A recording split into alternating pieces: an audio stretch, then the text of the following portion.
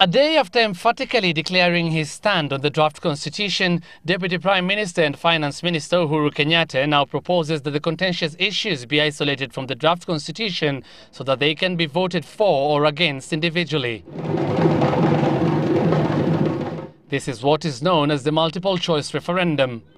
Uhuru says this will ensure a yes vote for the draft while enabling Kenyans to either accept or reject the divisive issues. But while it's a welcome suggestion, legal experts aver that it might create a new crisis. The people who are saying no, so far we are assuming it's only the ones who have made their voices very loud and very prominent. How many do you know which are silent no's? But they are unhappy with some issues. Now, the minute you say that there's an opportunity to rediscuss, then of course they'll want the issues on the table. Besides, there is no clear mechanism to decide what is contentious and what is not. The question is, what are those issues? If we're able to agree that it's only three, and I don't know who's going to agree, is it Parliament? Is it the Committee of Experts?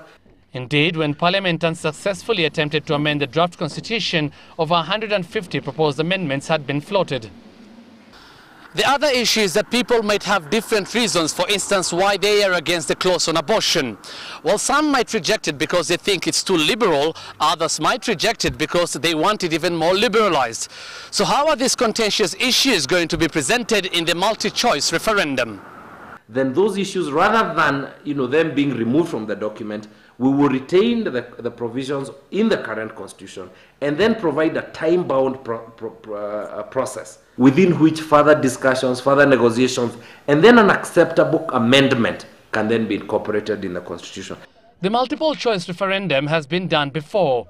In Uganda, they separately voted over the issue of land, and it also featured during the formation of the European Union.